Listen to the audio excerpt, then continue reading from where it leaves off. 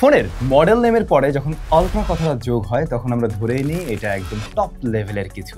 এবারে আমাদের দেশি ব্র্যান্ড তাদের একটি স্মার্টফোনের নামে শেষে আলট্রা দিয়েছে। সো এইটার অবস্থা কি? কথা বলছিলাম Xenon X1 Ultra নিয়ে। রিসেন্টলি দেখলাম ওদের পেজে এটা নিয়ে বেশ প্রমোশন ওরা করছে, বিভিন্ন স্পেশাল ফিচার্স গুলো মানে রিভিল করছে, দেখাচ্ছে আর কি।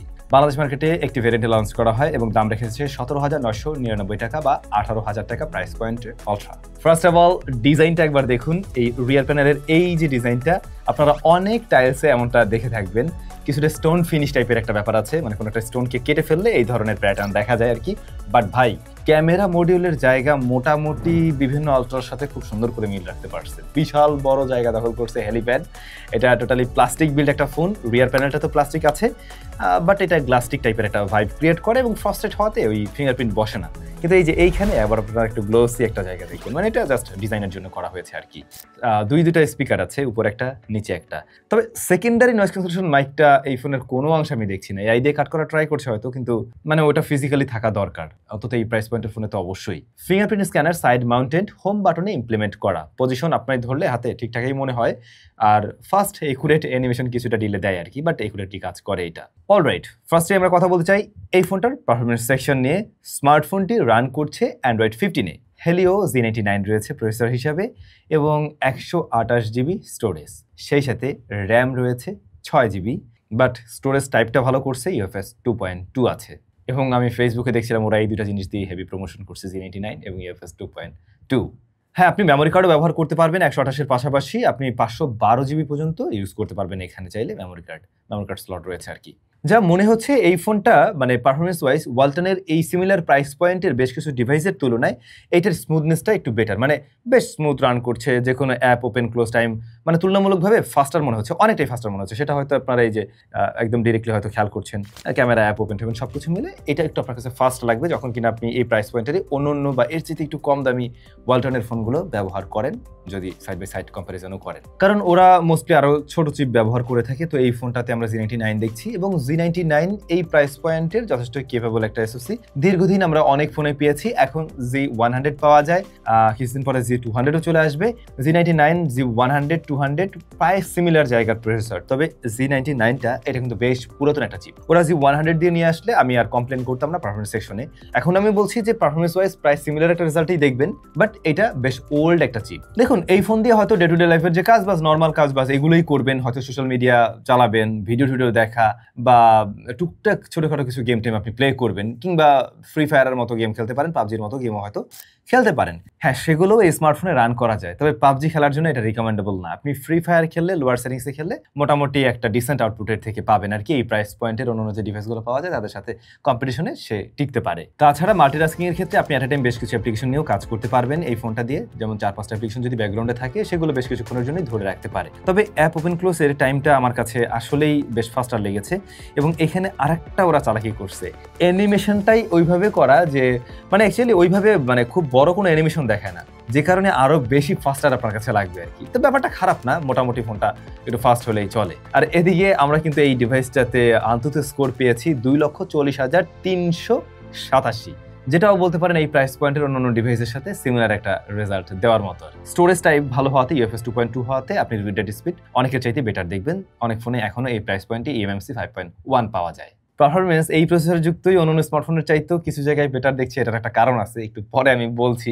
তো যা বললাম, আপনি পারফরমেন্স ওয়াইজ অসন্তুষ্ট হবেন না আই গেস এই ফোন থেকে। এরপর যদি ক্যামেরাতে আসেন, রিয়ারে 50 মেগাপিক্সেলের মেইন শুটার পাবেন, এর পাশাপাশি রয়েছে 0.8 মেগাপিক্সেলের আরও একটা শুটার। তো এই যে রিয়ারের আপনার যে সেটআপটা দেখতে মনে হবে যেন অনেক আহামরি ক্যামেরা আছে, বাট সেরকম কিছু নয়। মেইন ক্যামেরাই মেইন, ওই একটাই ক্যামেরা, যার এক্সপোজার কন্ট্রোলিংয়ে ইস্যু আমি পেয়েছি আর কি। ইস্যুগুলোই আগে বলি। ওয়ালটনের এইটা খুব কমন একটা ইস্যু, ওদের ফোনগুলোতে দেখবেন যে হেভি এক্সপোজার এরিয়াগুলো ঝলসে ফেলে, যে ঝামেলাটা আমরা এই ডিভাইসটাতে খেয়াল করছিলাম। ডাইনামিক রেঞ্জ হ্যান্ডেল ততটা ওয়াইডার নয়।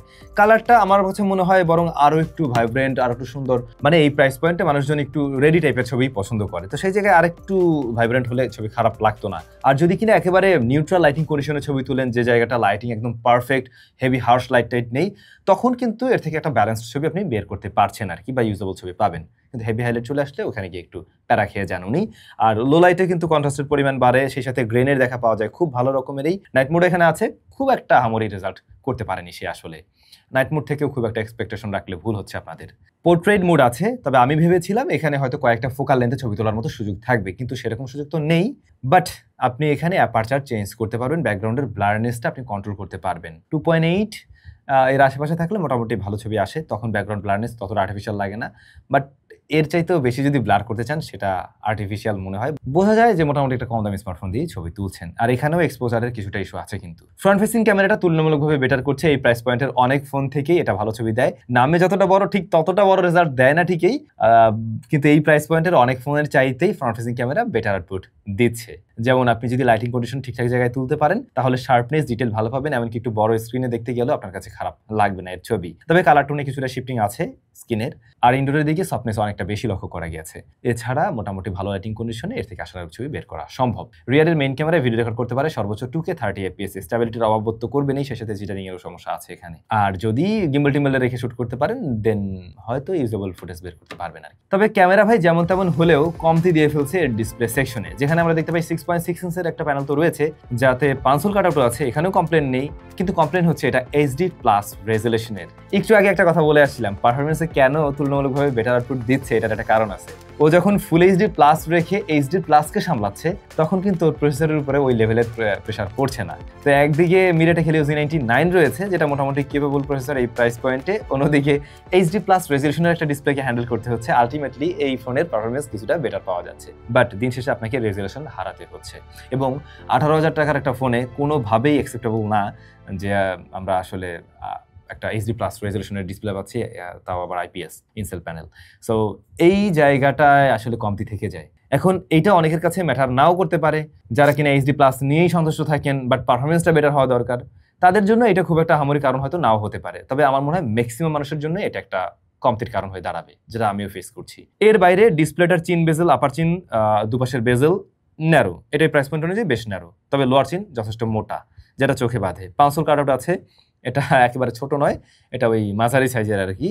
এটার পাশে কিছুটা হালকা, যদি মানে ভালো করে খেয়াল করেন, কিছুটা শ্যাডোর মতো আপনারা লক্ষ্য করবেন আর কি। ডিসপ্লেটা খুব একটা ওয়ার্মের দিকে কালার দিচ্ছে না, একেবারে কুলারের দিকেও না, মোটামুটি ব্যালেন্স জায়গায় আছে। তবে একটু ওয়ার্মের দিকে থাকলে বোধহয় আরো বেশি ভালো লাগতো বা আর একটু ভাইব্রেন্ট হতে পারতো আর কি। কালারের কোনো শিফটিং আমরা পাইনি, সাইড থেকে নেগেটিভিটি নেই এতে। টাচ রেসপন্স ভালো, আর হ্যাঁ মাল্টিটাচ অবশ্যই সাপোর্ট করছে এটা।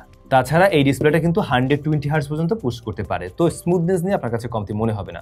মোস্টলি 90 হার্টজ প্লাসই থাকে, যাতে আপনি যথেষ্ট স্মুথনেস পাবেন। আবার 120 হার্টজ পর্যন্ত যায় এটা। ওয়ালটন ক্লেম করছে এই ডিসপ্লেতে প্রোটেকশন রয়েছে panda glass. So I hope মোটামুটি প্রোটেকশন থাকছে। এই প্রাইস পয়েন্টের ফোনে আজকাল প্রোটেকশন কম দেখা যায় আর কি। তারপরে আপনারা একটা গ্লাস প্রোটেক্টর চাইলে অবশ্যই এর সাথে ব্যবহার করতে পারেন। সো ডিসপ্লের কমতির জায়গা হলো এর রেজুলেশন। আমার ওই IPS নিয়ে কমপ্লেন নেই আসলে, বাট রেজুলেশন নিয়ে কমপ্লেন অবশ্যই থাকলো। ব্যাটারি 5000 mAh, এখনকার দিনে 5000 mAh আর স্ট্যান্ডার্ড আমি বলতে পারছি না, কারণ এই মুহূর্তে 6000+এই স্ট্যান্ডার্ড হয়ে গেছে, বা 6000 mAh। সো ওরা চাইলে এই ফোনের মাঝেই 6000 mAh এর ব্যাটারি খুব সহজেই দিতে পারতো। ফোনের যে থিকনেস রয়েছে তাতে করে খুব সহজে দেওয়া সম্ভব হতো। আজকাল তো 15,000ও দেওয়া যায় ব্যাটারি, 8.something মিলিমিটার রেখে, যদিও সেগুলো সিলিকন কার্বন। যাই হোক, এই ফোনটার বক্সে আপনি আবার 33 ওয়াটের চার্জার পেয়ে যাচ্ছেন। তো বড় চার্জার, ব্যাটারি 5000 mAh, এই জায়গাটা একদম পারফেক্টলি ব্যালেন্স করতে পারছে। যদিও বা এই ফোন ব্যাটারি ব্যাকআপ ভালো দেয়, কারণ ওই যে আমরা HD+ দেখছি, যেখানে রেজুলেশন কম হতে আর কি ব্যাটারি বার্ন কম করে। সুতরাং আপনি SOTর ক্ষেত্রে 8.5 ঘন্টার মতো খুব সহজে ধরে নিতে পারেন, যেটা পাবেন মানে একদিন সহজে চালাতে পারছেন। আর এই ফোন দিয়ে ওই হেভি ইউজ বা মানে উড়োধুরা গেমিং তো করবেন না। টুকটাক 2D টাইপের গেম মাঝে মধ্যে হয়তো ফ্রি ফায়ার খেলতে পারেন। এই যা, তো ব্যাটারি ব্যাকআপ ভালো। স্পিকার দুইটা আছে, এই জায়গাটা ভালো করছে ওয়ালটন, দুইটা স্পিকার দিয়েছে। একেবারে ব্যালেন্স না হলেও মানে অনেকটা ভালো লাগার মতো সাউন্ড প্রোভাইড করতে পারে। একটু ভাইব্রেশন মানে টের পাওয়া যায় সাউন্ড যখন জোরে হয়, তবে কোনো ডিস্টরশন আমি পাইনি। এর বাইরে গিয়ে AI এর বেশ কিছু ফিচার্স আছে, যেমন AI সফটওয়্যার হিসেবে আপনারা কোপাইলট পেয়ে যাচ্ছেন, তারপর জেমিনাই পেয়ে যাচ্ছেন, ChatGPT রয়েছে, ডেপসিক রয়েছে, এর সব কিছু আপনি এখানে ব্যবহার করতে পারবেন। ও হ্যাঁ, জাইরোস্কোপ সেন্সর অনেকেরই প্রয়োজন পড়ে, ওটাও কিন্তু আছে এই ডিভাইসটাতে। তাছাড়া ইয়ারপিসের সাউন্ড ঠিকঠাক আছে, আর নেটওয়ার্ক রিসেপশনে কোনো প্রবলেম পাইনি। দেখুন, ওয়ালটন এই ফোনটার দাম যদি 17,000-এর মধ্যে রাখতো বা 16,999, আর ডিসপ্লেটা ফুল HD+ করে দিতে পারতো, তাহলে কিন্তু আমার মনে হয় এর আশেপাশে যে সমস্ত কম্পিটিটর রয়েছে তাদেরকে খুব ভালো রকমের একটা চ্যালেঞ্জ দিয়ে ফেলতে পারতো, বা বেশ ভালো একটা জায়গায় থাকতো। এবং সেটাই করা উচিত। ওয়ালটনের কাছ থেকে এই ধরনের কামব্যাকই আমরা আশা করি। আপনাদের কাছে কেমন লাগলো এই ডিভাইস কমেন্ট করে জানাবেন। আমার সাথে একমত কিনা সেটা কমেন্ট করে জানতে পারেন। ভালো থাকুন, দেখা হচ্ছে স্যামসংয়ের নতুন কোনো ভিডিওতে।